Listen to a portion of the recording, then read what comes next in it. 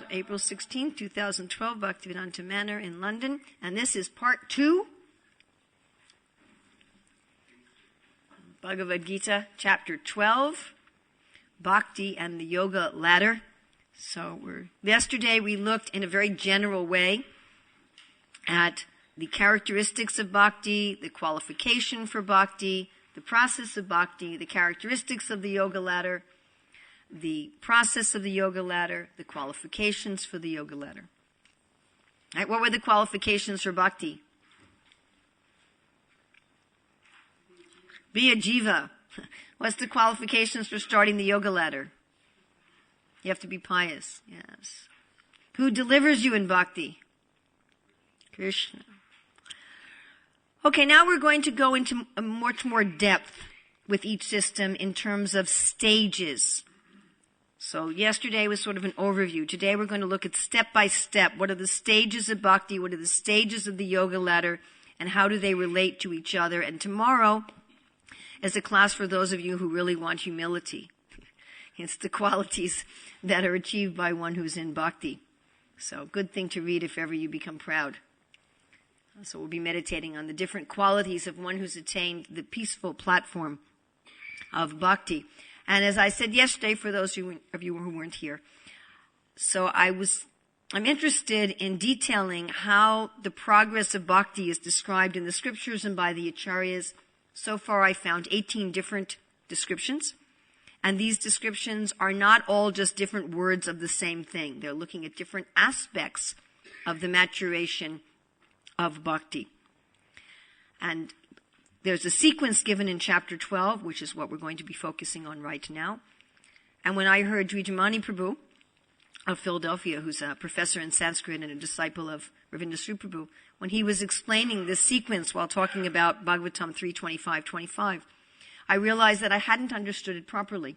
And we went back then to the commentaries, particularly of Baladev Vijabhushan and Vishwanath Chakravarti Thakur. I've also done quite a bit of consultation with Banu Maharaj in putting together this presentation. And in the process of really looking at chapter 12, I realized that many of us have a lot of confusion about what is Bhakti. And we often confuse Bhakti with the Yoga Ladder in our own practice. And if we don't confuse it in our own practice, then it's nice to know about this for our preaching. So today is going to be 8 through 12. First I'll read through just the English. Can all of you follow me at this speed? Because I know many of you have English as a second, third, or fourth language. Are you managing with my New York speed? Or do I need to slow down? You're fine, but anybody else? Anybody else feel I need to slow down? You're from New York. You're also from New York. New Jersey. I'm also from New York and New Jersey. So many of us come from New York and New Jersey. Okay, if I do go too fast for anyone, or if I use some English vocabulary that's difficult for you, please let me know. Okay, starting with text 8, I'm just going to read the English. Just fix your mind upon me, the Supreme Personality of Godhead, and engage all your intelligence in me. Thus you will live in me always without a doubt. My dear Arjuna, O winner of wealth, if you cannot fix your mind upon me without deviation, then follow the regulated principles of Bhakti Yoga. In this way, develop a desire to attain me. Now here we're going to look just briefly at the Sanskrit, because I'm going to be referring to the Sanskrit throughout this presentation. Krishna says, Abhyasa Yoga Tato, Mam Ichaptam Dhananjaya. Abhyasa Yoga. So, Srila Prabhupada's translating this as the regulated principles of Bhakti Yoga. The words used in the Sanskrit are Abhyas Yoga. Anyone know what Abhyas means?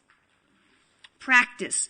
The literal meaning of Abhyas is repetition, doing something over and over. Now, the next text starts with Abhyase. So if you can't do this Abhyasa, if you can't do this repetition, and by the way, we're going to look at repetition of what? So if you cannot practice the regulations of Bhakti Yoga, then just try to work for me, because by working for me, you will come to the perfect stage. And we have an incredible purport by Vishwanath Chakravarti Thakur that we're going to look at for this verse that I think will give all of us a lot of hope and enthusiasm. If, however, you are unable to work in this consciousness of me, then just try to act giving up all the results of your work and try to be self-situated. So here in the Sanskrit, it's sarva karma pala tyagam. Pala means fruit. Tyaga is renounce. Renounce the fruit of your work. If you cannot take to this practice, by the way, is referring back to Abhyas Yoga. Then engage yourself in the cultivation of knowledge. So text 12 is referring back to text 9. It's not referring to text 11. Better than knowledge, however, is meditation, and better than meditation is renunciation of the fruits of action, for by such renunciation one can attain peace of mind. So here again we have this karma pala tyagas, giving up the fruits of work, and tyagak chantir anantaram. Chagat chantir anantaram. Chagat is by such renunciation. Chantir is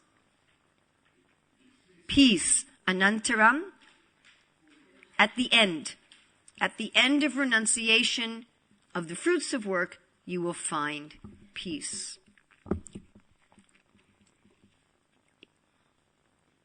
Okay, remember our goal. So the Acharyas have said that the goal of that given in chapter 12 is spiritual loving service for Shyamasundar.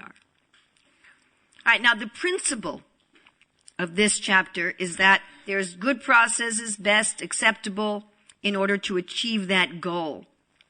So if you want to travel from one place to another, the fastest way is a plane, then a car, maybe a boat, then a bicycle. Now this is another important principle.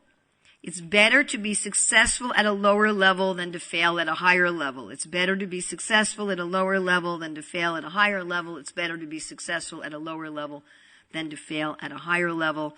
And what's best is not what's best absolutely. What's best is what's best for me and what's best for me now. So like Rupa Goswami says, the best place to live is... Oh, higher, come on. Radhakund. Does that mean it's the best place for me? Does that mean it's the best place for me now? Just because it's the best place doesn't mean it's the best place for me or the best place for me now. And here we have a tow truck. So if you have a broken car, it might be better for you to take a bicycle. A bicycle's better than a broken car. You can say the airplane's the fastest way, but if you don't know how to fly or you don't have enough fuel, you're far better off driving. We've seen a lot of people say, well, the sannyas ashram is the best. I'm going to take that. But they don't know how to fly. And they crash.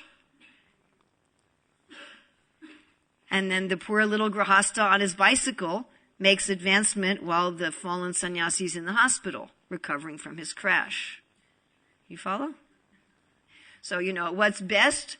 What's best? But what's best is not necessarily what's best for me, and it's not necessarily what's best for me now. What's best for me is going to change over my life. The idea of the ashrams is a progression over life. And as we hopefully advance in bhakti, what's best for me will change. If you're really interested in this principle, I would suggest that you read Bhakti Loka by Bhaktivinoda Thakur. I'd suggest you read it anyway. It's a lovely book. It's an explanation of texts 2 and 3 of Upadeshamrita. But the section on Niyamagraha, Bhaktivinoda Thakur talks about stages. And he talks about how the rules change as you go through the different stages. And one should not stay at a lower stage than they're capable of. If you're capable of progressing, you should progress. And nor should one imitate a higher stage than one is capable of. So many times we understand this principle as don't go too fast. But this principle is also don't go too slowly. If you're ready for initiation, take initiation. If you're ready to move into the Vanaprastha ashram, you move into the Vanaprastha ashram. Now, if you're ready to make a further commitment, you make a further commitment. So it works both ways. Okay, what is the best process to reach the goal? What was the goal again? Loving service to? So this is, of course, from text 8. Have fixed mind and intelligence on Krishna. Fixed. No deviation. In a constant state of samadhi. We talked a little bit yesterday about samadhi with that lovely purport. Anybody remember from which verse in the 12th chapter where Prabhupada says when you're in the market, you're in samadhi? 12, what? 2. 12:2. 12:20 is very important purport. It's the key to the whole chapter. But 12:2, Prabhupada talks about you're in the market shopping and you're in samadhi. So that is the best process. Now this is still a process. Keep in mind that text 8 is still process. It's still abhideya. It's not the goal. Okay? So Vishwanath Chakravarti Thakur says this best process, concentrate your mind on Krishna only. Remember only Krishna, that form of Shyama Sundar with yellow cloth and forest garland, and not the impersonal Brahman.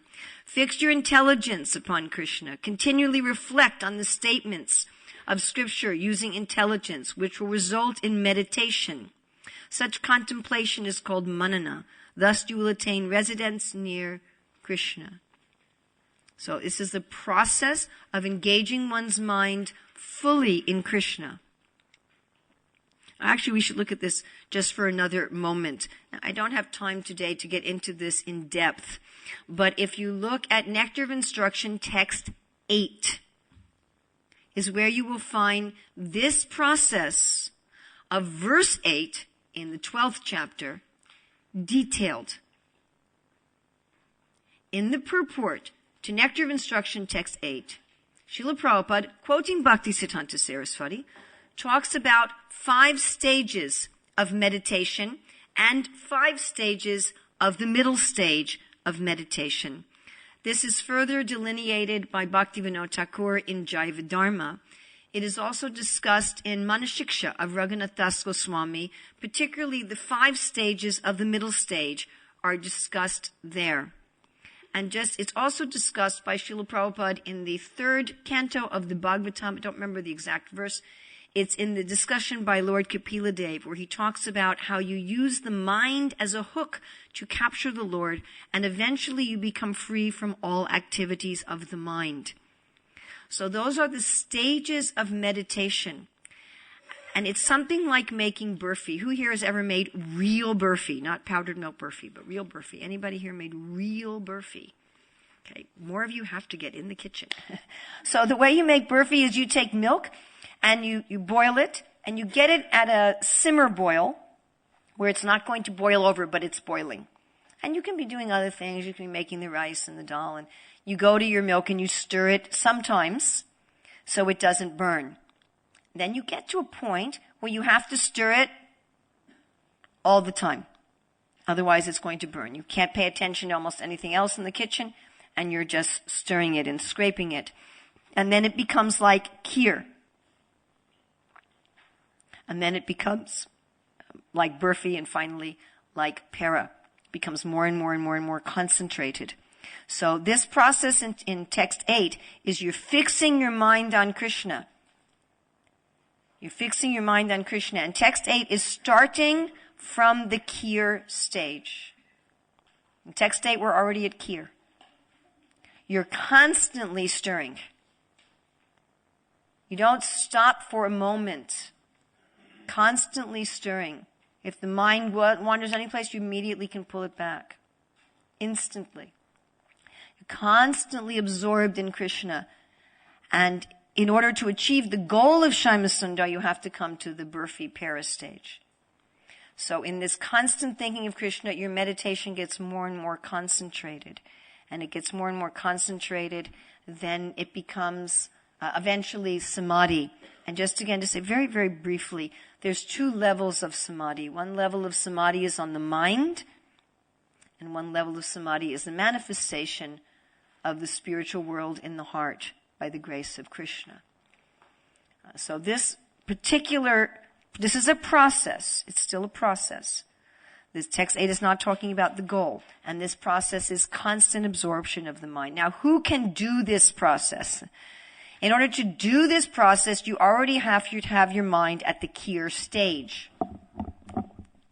So what are some of the symptoms Srila Prabhupada mentions in the purport? That when you chant Hare Krishna, Radha and Krishna are dancing on your tongue. You're experiencing Radha and Krishna dancing on your tongue when you chant Hare Krishna. That you're experiencing that Krishna is directly accepting the food you're offering. And you're not living on the material platform. You have your transcendental vision. You see the world spiritually. So if one is at this platform, one can immediately go to the process given in text 8, which is constant absorption of the mind and intelligence in Krishna. What do we call this process? Bhaktivinoda Thakur, commenting on text 8, says we call this process Raganuga Bhakti. The goal is not Raganuga Bhakti. The goal is Ragatmika Bhakti. So the process to attain Ragatmika Bhakti is Raganuga Bhakti. And it is still a process of sadhana. Okay, suppose we're not qualified. Suppose we look at these things we just discussed. What? Which one? Okay, Ragatmika Bhakti, you're already realized your spiritual form, that's prema. And you're already associating with Radha Krishna and the cowherd boys, Madhya Yasoda and Nandamarj in Goloka Vrindavan. That's Ragatmika Bhakti. And you may be still apparently walking around in the world. But actually you're living in Goloka Vrindavan. That's Ragatmika Bhakti. Raganuga Bhakti is you're at the point where you can fix your mind fully on Krishna. You're deepening your stages of meditation. You deepen your stages of meditation on Krishna until you're in samadhi of the mind. Then Krishna is attracted to your mental activities, as Lord Kapila Dev says, like the fish is attracted to the hook. And being attracted to your activities of mental concentration, he manifests in the mind. The spiritual world manifests in the mind. Then you move from what Prabhupada calls lifeless yoga to real yoga, as he explains in the 3rd canto. At that point, one starts to fully realize, gradually, but fully realize one's spiritual identity, what is one's eternal name and form, what is one's eternal service, and so forth. So that is that okay? All right. Okay, suppose one's not qualified. Suppose one says, okay, my milk's on the pot, but it's not Kir yet. It's still milk. You know, you look at that and say, whoa, I can't do that. So the step to Raganuga Bhakti is Abhyas Yoga, practicing to fix your mind in the trance of samadhi. And this is explained in the 6th chapter. From wherever the mind wanders due to its flickering and unsteady nature, one must certainly withdraw it and bring it back under the control in the self. So this is you're in the kitchen and you keep going to your pot and you keep stirring it. Then you get distracted by something else and then you go back to your pot and you stir it again. You get distracted by something else, you go back to your pot and you're stirring it again. So you keep coming back. You're practicing to fix the mind. You're pulling the mind back. You're pulling the mind back. You're pulling the mind back. This is the essence of Abhyas Yoga. The essence of Abhyas Yoga is repetition, repeatedly pulling the mind and intelligence back to Krishna until the mind becomes steady as a candle in a windless place, at which point then one is qualified for Raganuga Bhakti. We should also make a little side note that Bhanu Swami pointed out to me, that those who are on the path to Vaikuntha rather than on the path to Goloka Vrindavan, text 8 for them represents Vaidhi Bhakti with Bhava rather than Raganuga Bhakti. So that's just a little note. Although generally the Acharyas understand the goal of chapter 12 as Shyamasundar Sundar and Vrindavan. Yes. Yes. But generally chapter 12 is understood, especially Vishwanath Chakravarti Thakur is understanding chapter 12 as the goal is Shyamasundar Sundar and Vrindavan.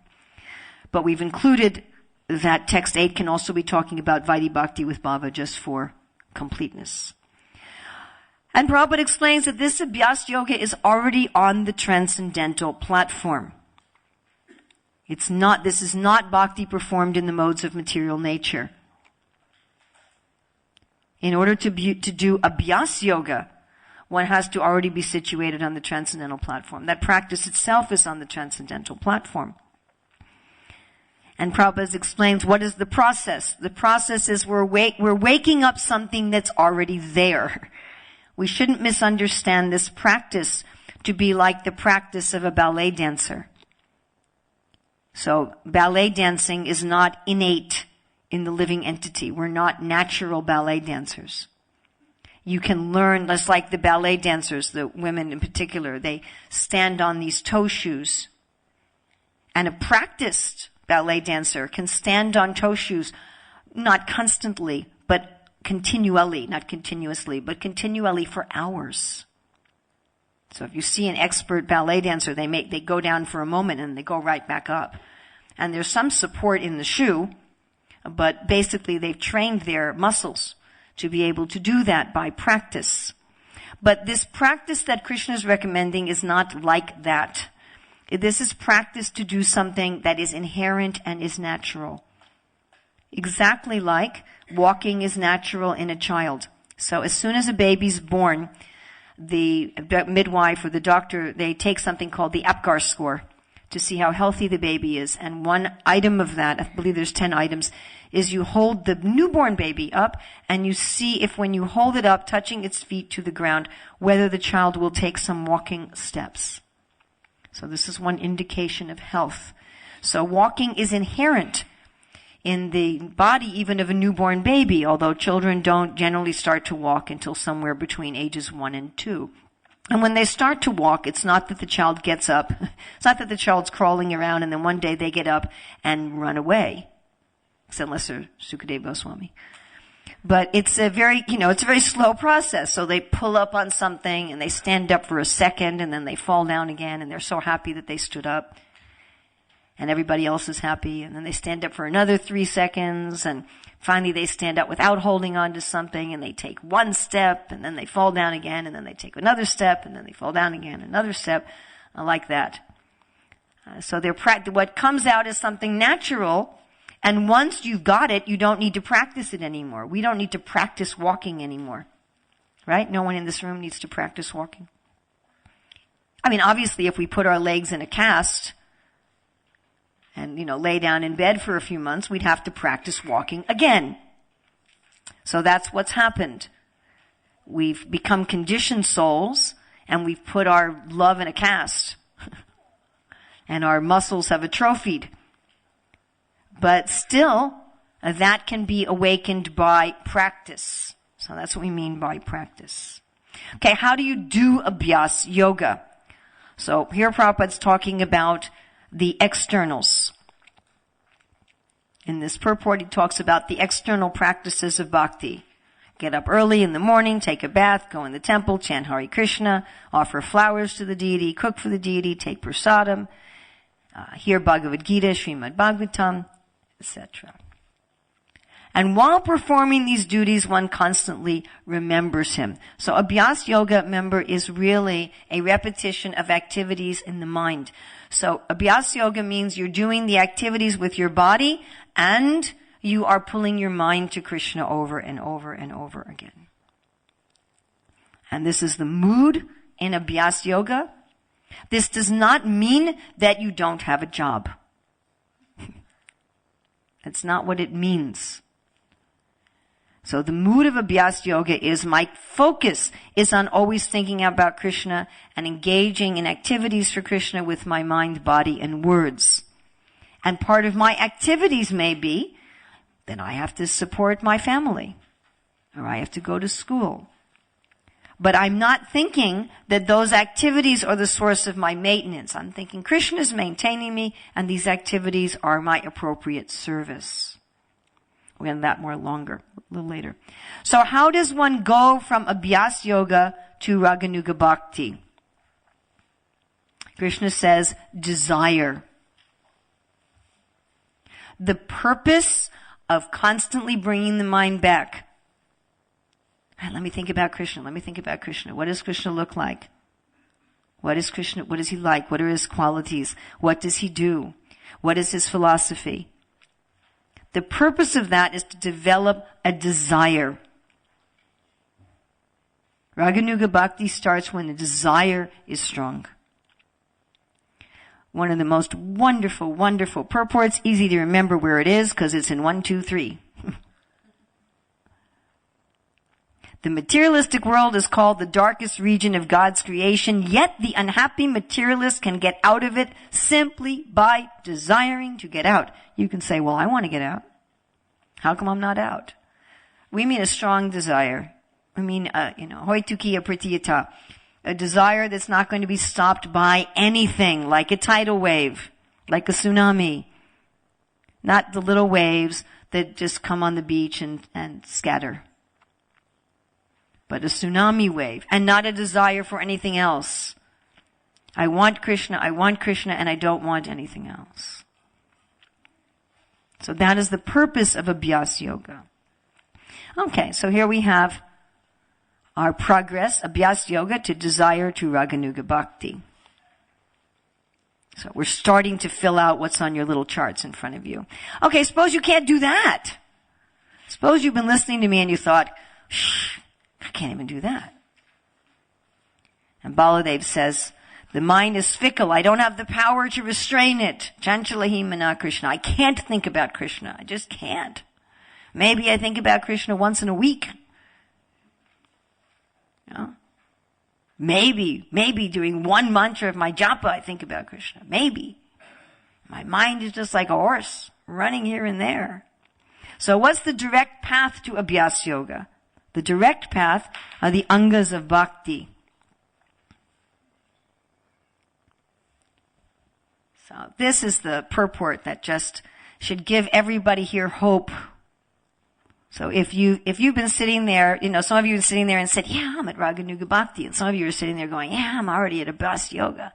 Or I'm ready for Abhyas Yoga. Or I'm ready for Raganuga Bhakti. And some of you are sitting there going, oh my God, I can't do any of this. Where am I? Maybe I should go back to the Varnashram. So here Vishwanath Chakravarti Thakur says, doing services, karmani kurvam, such as hearing and singing about me, bowing to me, worshipping me, sweeping and washing my temple, picking flowers, even without remembrance of me, as previously described, you will attain perfection, sitting characterized by being one of my associates in prema. These are eternal activities of bhakti. What? This is for verse 10. Yeah, but this is for verse, I'm pretty sure. I'll look it up again. Maybe it's verse 9. I don't want to say definitely. Yes. Oh, I'm sorry. External. Sorry. Thank you. In every yajna, there has to be checking priests. You know that? In the yajna, if the main priest says something wrong, then somebody has to correct them. So that's very important. And you want to make sure you do it at the time, otherwise people will go away with the wrong impression. Sometimes we come up to somebody after the class and say, oh, you said this wrong. I'd actually rather be corrected in the class. Maybe some people wouldn't, but I would. So otherwise I misinstruct people. So thank you. These are the external. So what does it mean you'll come to the perfect stage? It means that by doing the external, you'll come to the internal. It doesn't mean that just by doing the external, you'll attain sitting from the external, but you'll come from external to internal. And why? Because there's a relationship between thinking, feeling, and willing. There is a relationship between thinking, our thoughts, our emotions, and our behaviors. If you can't really keep those out of sync for a long, long time. Just like Prabhupada was asked in Hawaii, do you make better progress if you're in a temple? And Prabhupada said, that depends on whether or not your mind is on another subject matter. So we see people who do the external activities of bhakti without any attempt to come to Abhyas Yoga. That after a while, if they're constantly thinking about materialistic things, after a while their body will tend to follow their mind. So there has to be some effort to come to the platform of Abhyas Yoga. But the idea here is that the mind can follow the body. The body can follow the mind can follow the body. So if you're picking flowers for Krishna, eventually you'll start thinking, I'm picking flowers for Krishna.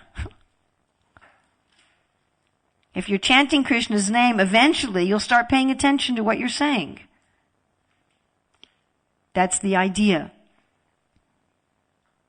Eventually you'll start thinking, I'm doing all these things. What am I doing?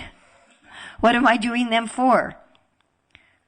I remember I had a student who said, why do we keep studying grammar every year for 12 years, the same grammar? I said, because people just don't pay attention to it. She said, well, I don't want to study grammar anymore. I said, fine, then learn it now. And so she did. She said, if I'm going to be studying this anyway, I might as well learn it. And then she learned it. I didn't have to teach her grammar anymore. That was when she was 12. Okay, the mood and the goal in the Angas of Bhakti is a conviction that I want to go to Krishna and Goloka Vrindavan. I'm not interested in going to the higher planets. I'm not interested in merging. This is essential in order for it to actually be the Angas of Bhakti and not something mixed.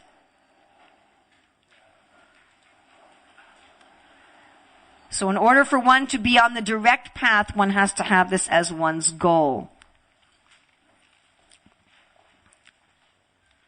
So I think I talked about this yesterday also. I recently finished reading Mukunda Maharaj's book, Miracle on 2nd Avenue, and he talks about how the devotees got this deity of Krishna, and Prabhupada named him Kartami Shayi, which means the boss.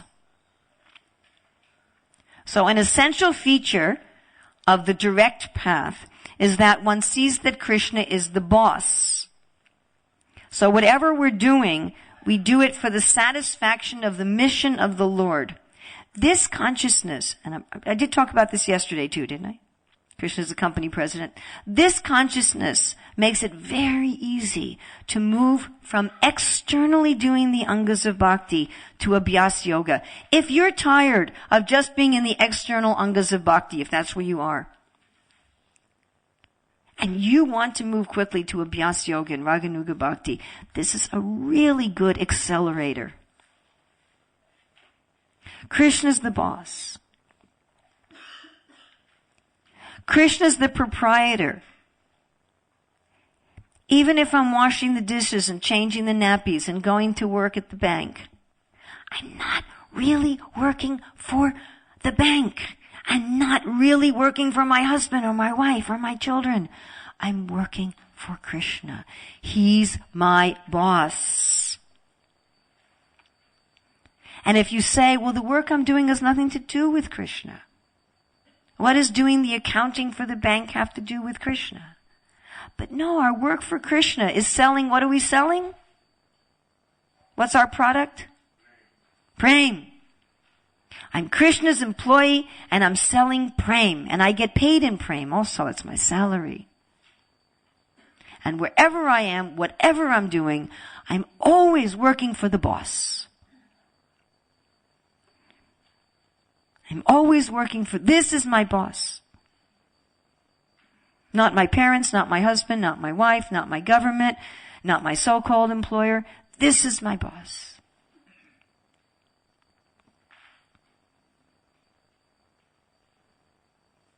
And this Prabhupada's explaining in the purport to 1210. Don't work for the fruits. Work for the boss. And whatever you get is prasadam. You work for a company. The company may give you a desk and a chair. They may give you a computer, a phone.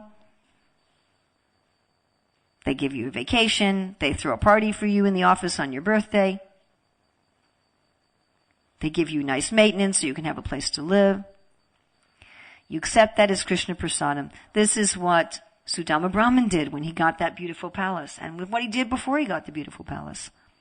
This is very nicely explained in Brahma Samhita, purport to text 61. Bhakti Siddhanta Saraswati, some people say it's Jiva Goswami, wrote this incredible purport in text 61 of Brahma Samhita. How to see everything as the mercy of the Lord. I just work for Krishna, whatever I get. If my husband's nice to me, that's Krishna's prasadam. But I'm not serving my husband so he'll be nice to me. I'm not serving my wife so she'll be nice to me. Because, sometimes your wife will be nice to you and sometimes she won't. And even if you do exactly the same thing.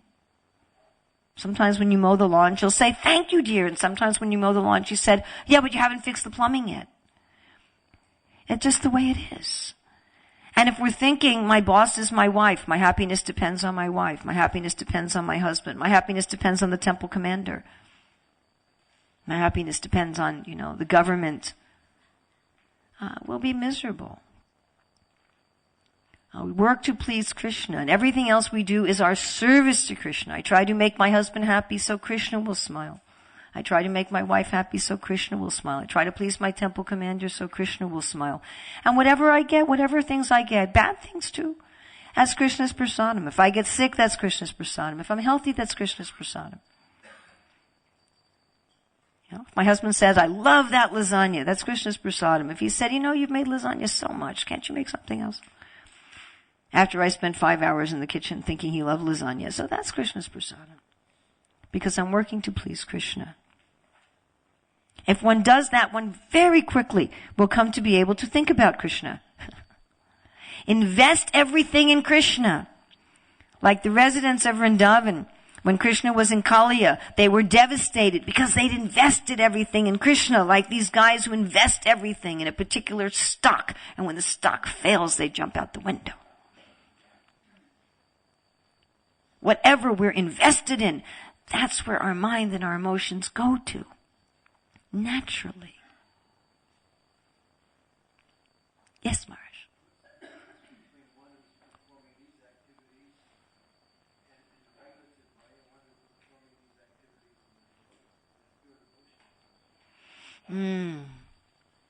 Can we hold that?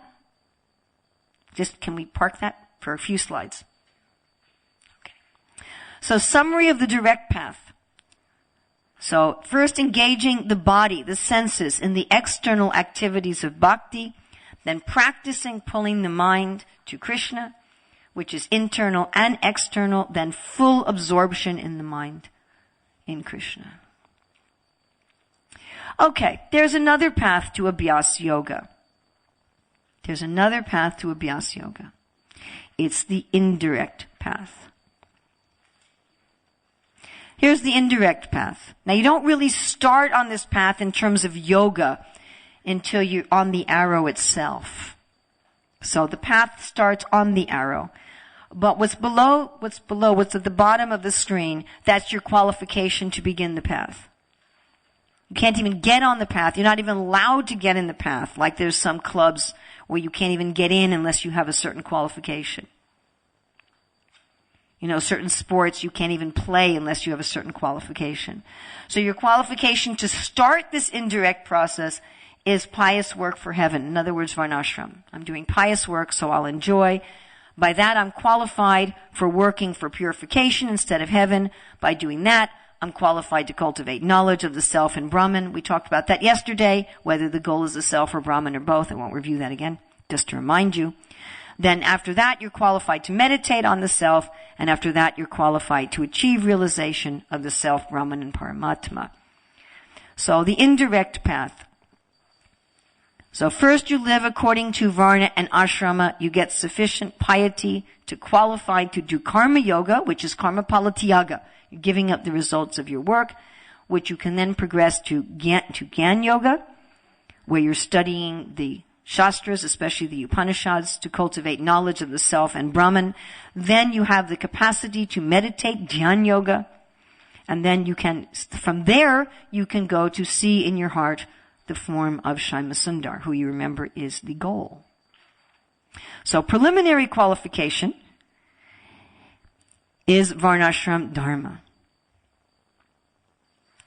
Now, just a little side note. Varnashram Dharma means you take the inherent tendency of the body and mind. We had a nice talk with Chintamani Devi Dasi yesterday that really clarified this. Thank you very much. So you take the innate tendency that's in your body and mind at a particular point in your life, because ashrams are generally by age. And Varna is generally just for the Grihastha ashram. So you take these general tendencies and you engage them according to certain rules and regulations. So the tendencies are there. Every conditioned soul has tendencies in the varnas and in the ashramas. But what makes it varnashram dharma is you take those tendencies and you use them in a particular way. So there are people who have a tendency to generate wealth. So you use that by generating honest wealth, by protecting the natural resources, rather than by generating dishonest wealth by exploiting the natural resources. So some people have a tendency for arts and skills. So if you follow the rules, then you're protecting the arts and the skills. You're passing down the skills from generation to generation, and you're using them for the glorification of the Lord and the elevation of society. Otherwise, you can exploit the arts and the skills. You can do them in a mechanistic way. You can produce things in factories, and you can use the arts and the skills to degrade people. So varnashram dharma means you're taking your natural tendencies and you're using them, you're engaging them according to the injunctions of the scriptures. That's preliminary. You're not on the yoga ladder in varnashram. You're not on the yoga ladder in varnashram. This qualifies you to start the yoga ladder. Okay, step 1. You're doing the same work as you did in varnashram, but your mood is different. And it's still selfish. But your mood here is, I'm no longer doing it to be happy on earth. I'm not being a good husband so my wife will love me. I'm not being a good wife so my husband will love me. And I can have heaven on earth. Nor am I being a good wife, good husband, good brahmachari, good sannyasi so I can go to the heavenly planets and enjoy after death. I'm doing it so I can realize the self. It doesn't matter. I'm doing my work, whether it brings me happiness or distress, gain or loss, victory or defeat, doesn't matter. I'm doing it for purification. I'm doing it so I can be free from the desire for fruit of work, give up my material desires that are impelling this work, and come to transcendental realization. And remember Krishna said twice, karma palatyaga? 2 different verses. Okay, now how to do this? One should offer everything to Krishna. Now remember from yesterday, which me, right? Remember all the way in the beginning of our presentation on the yoga ladder, which me is it that Krishna is talking about? So is that talking about Shyamasundar or Krishna or Vasudeva? Is it talking about Paramatma? Is it talking about Brahman? Is it even just talking about the localized self? With controlled mind. Then after one does that, one attains peace. Krishna says what comes at the end of renunciation is peace. This qualifies one for Jnana Yoga. Jnana Yoga, you're not really engaging so much in the activities of Varnashram anymore. You're mostly studying the Shastras. Remember Sarvabhauma Bhattacharya and Prakasananda Saraswati said to Chaitanya Mahaprabhu, why aren't you studying the Shastras? Why aren't you cultivating knowledge? Now Bhanu Maharaj pointed out to me that some of the great jnanis in the Shastra were grahastas, but they would have been grahastas like Sarvabhauma Bhattacharya, very renounced grahastas. Otherwise, most of the jnanis are vanaprasthas and sannyasis. They're not doing karma in the world. They're just studying. One devotee in Radhadesh was showing us some bits of a film about a Cartesian monastery in France, where the monks only speak on Sunday.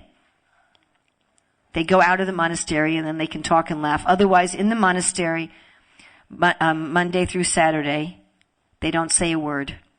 They never speak. They pray together. They come together and they pray. And they don't even use like sign language. So they're just praying and studying. And then, of course, some people have to cook and clean and that kind of thing.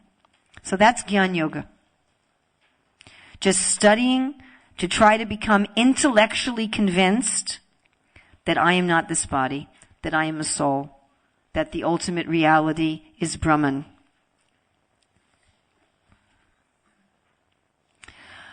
Okay, very important note is that because Krishna says that the goal of Sankhya and Karma Yoga is the same, one can go directly from Varnashram to Jnana Yoga. One doesn't have to go through Karma Yoga. So one can go from Varnashram to Karma Yoga or from Varnashram to Gyan Yoga. One can also go from Karma Yoga, skip Gyan Yoga, and go to Dhyan Yoga. So Karma Yoga, how does it prepare you for Gyan Yoga or for Dhyan Yoga, which we haven't described yet? What happens is the mind becomes subdued. The idea of Karma Yoga is you subdue the mind so that you can, because how are you going to sit down and study the scriptures all day? I mean, if we said to the devotees, okay, nobody talk, everybody take a vow of silence, just sit and study the scriptures, most of us would go nuts. I got to do something. Right? Our mind isn't controlled enough to do that. So the idea of karma palatyaga, you get enough peace that you can control the mind and do Gyan Yoga or Dhyan Yoga. So the bridge from Karma Yoga to either Gyan Yoga or Dhyan Yoga. So you can go Karma, Gyan, Dhyan, or you can go Karma, Dhyan, or you can go Gyan, Dhyan. Is peace. Twajak, Chantir, Anantaram. At the end of renunciation is peace. So that's also the foundation for Abhyas Yoga, isn't it? Not only is peace the foundation for entering into Gyan Yoga or Dhyan Yoga, but it's also the qualification for entering into Bhakti Abhyas Yoga, that you can be able to control your mind.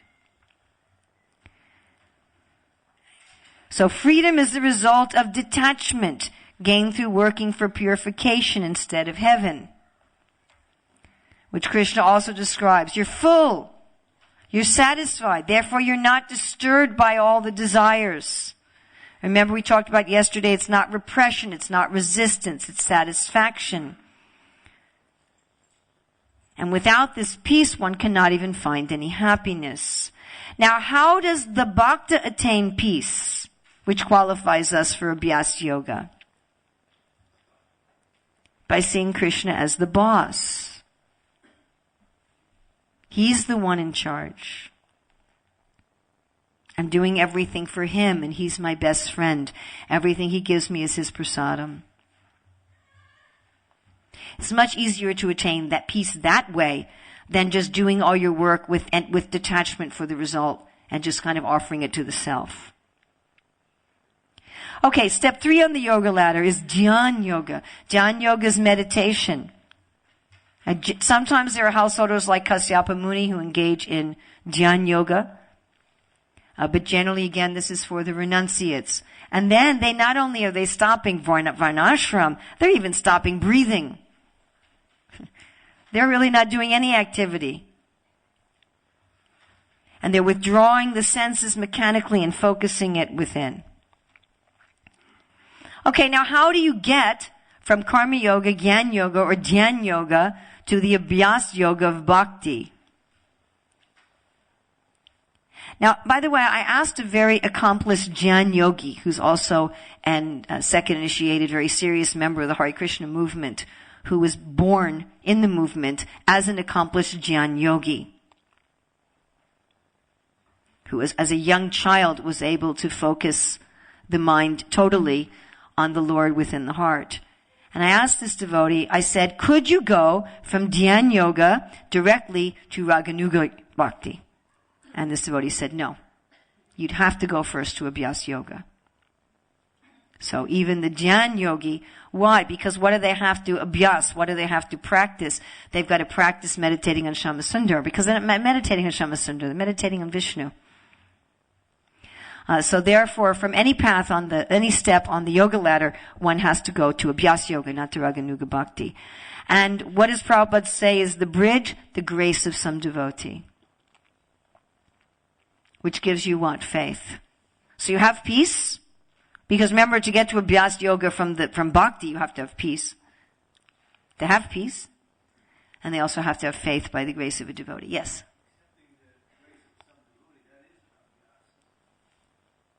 Abhyas means repetition. Well, see, in Bhakti, you're always getting the grace of a devotee. You'd have to get the grace of a devotee, yes. Because otherwise, how would you know what to do? So yeah, the grace isn't just some mystical thing, ooh, grace. But will you get some instruction and some guidance? What is the goal? Okay, here's the little chart you have in front of you. So from the external angas of bhakti, you achieve peace from seeing Krishna as the boss, from which you can do abhyas yoga, where you're practicing to pull the mind. From there, you get desire, which brings you to raganuga bhakti. In the yoga ladder, first one may be doing ugra karma, vikarma, sinful activities. Then when you come to karma kanda, then from there you're qualified for karma yoga. Karma kanda gives you the piety to perform karma yoga, which gives you the peace to go to either gyan yoga or dhyan yoga. By performing gyan yoga, you get the peace to go to dhyan yoga. If you stop at karma kanda, you can have a good birth on earth, or you go to heaven. If you stop at karma yoga, you can be born in a family of yogis, you can go to Swarga, or the higher planets of the Prajapatis. If you stop at Gyan Yoga, you can merge in the Brahman. If you stop at Dhyan Yoga, you can meditate on Paramatma, go to the planet of Paramatma in this universe. And if you add faith to Dhyan Yoga, Gyan Yoga, or Karma Yoga, you can go to Abhyas Yoga. From Karma Kanda, or Varnashram, you can go to the Angas of Bhakti. You can also go to the Angas of Bhakti from Ugra Karma. And here we see in relationship to Varn Ashram, and I'm not going to discuss this in depth, but here that Varn Ashram is optional in the Angas of Bhakti and in Abhyas Yoga. You can perform Bhakti Yoga without following all the rules of Varn Ashram, although if you do follow the rules of Varn Ashram, your life will be more peaceful. We certainly recommend it, but it's optional. Okay, so here are two paths. The Angas of Bhakti, which directly give you peace so you can perform Abhyas Yoga, which gives you desire so you can perform Raganuga Bhakti, so you can attain the goal of loving service to Shyama Sundar. Or the indirect ladder, which gives you peace, you have to add faith, which will bring you to Abhyas Yoga, which brings you to desire, which brings you to Raganuga Bhakti. Somebody who listened to my class yesterday over the internet said, well, I seem to be a little bit of both. I seem to be doing some karma yoga and some bhakti. Does it have to be one or the other? So last night I included this slide. That there's also mixed. You can do karma mishra bhakti or gyan mishra bhakti. Oh, that's not recommended.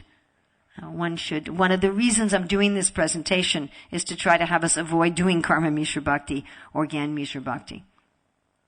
Or trying to avoid us going up the yoga ladder. Okay. Summary of them. So, Prabhupada says it's a long road from karma yoga to bhakti yoga. When karma yoga increases in knowledge, it becomes gyan. When gyan increases in meditation, then it's called astanga yoga. Once surpasses that, then you come to bhakti. It's a long road. Just like in Tirupati, there's the 10-kilometer path, where there's no shade, and there's no toilets, and there's no water. And then there's the 3-kilometer path, where there's shade, and there's toilets, and there's water, and there's benches. Oh, and there's even piped-in chanting from the top of the mountain. So the indirect path is a long road. And Prabhupada says, why should you walk up all the stairs when you can take an elevator? So you can go step by step, or you can go directly in the lift. Okay. So, we have a few minutes. So your question, Maharaj, was the difference of consciousness in the levels of bhakti?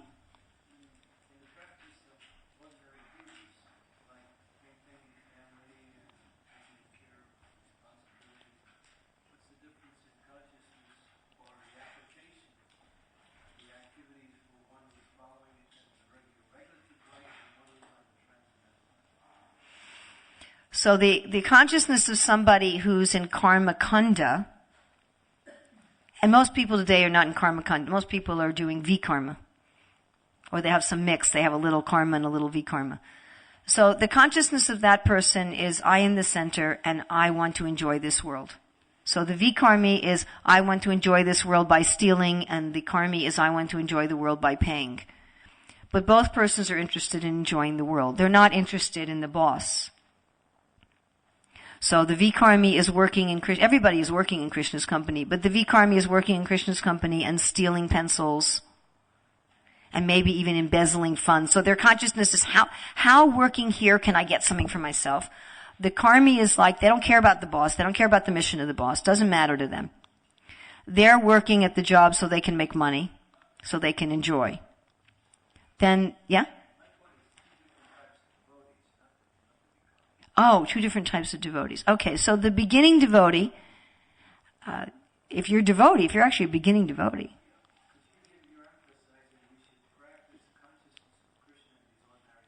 Yes.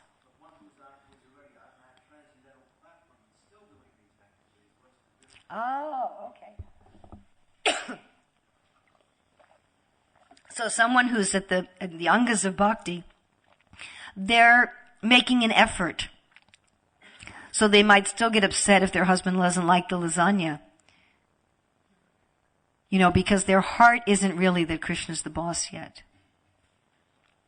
But when they get upset that their husband doesn't like the lasagna, they can step back and say, wait a minute, who am I working for? I'm working for Krishna. He's the boss. The reason I got upset is that, I thought that my husband was my shelter and my center instead of Krishna. And they're bringing the mind back. And the consciousness of somebody in the external is still, to some extent, I'm here to enjoy the world, but at least you're aware of it. You have some awareness that that's my problem. You don't think that the problem is that the temple authorities treated me unfairly, or that the problem is that the airline lost my baggage, or the problem is that I'm not making enough money. So even if the mind goes to those things, you're able to say, wait a minute, that's not the real problem. The real problem is that I'm attached to the world. The real problem is I think that, the government's supplying my needs, or the temple commander's supplying my needs. Wait a minute, Krishna's supplying my needs. Then the consciousness of one in Abhyas Yoga is you're really very aware of that. You don't deviate from that very much at all.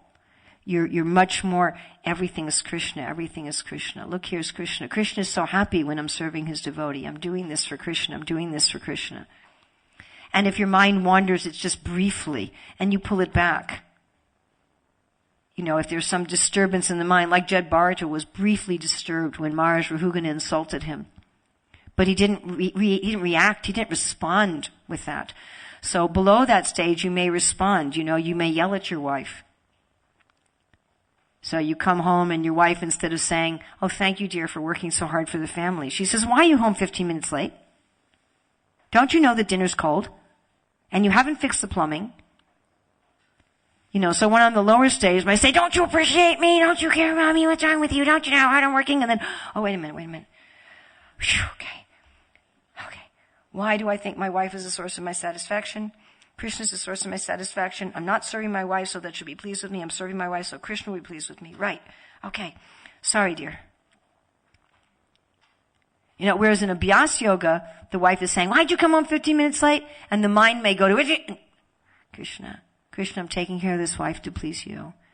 She's your devotee. She's a jiva. I'm trying to take care of her and serve her nicely for your pleasure. You're the one who's paying my salary, not my wife. I'm dedicating everything to you. How wonderful you are. There you are in the heart of my wife. Why is my wife angry at me? Because she thinks I'm Krishna. How foolish she is. She thinks I'm going to satisfy all of her desires. My poor wife. Let me see if I can help her to come to Krishna consciousness. My dear wife, the reason you're upset with me is you think that I'm going to give you eternal love exactly the way you want it, in a perfect form forever. I'm going to be exactly the person you want me to be, and I'm going to fulfill all of your emotional and physical and transcendental desires. And I can't do it. Why don't you give your heart to Krishna? So that's on Abhyas Yoga. And I don't know if I can really talk about Raganuga Bhakti, Maharaj. The consciousness of somebody in Raganuga Bhakti.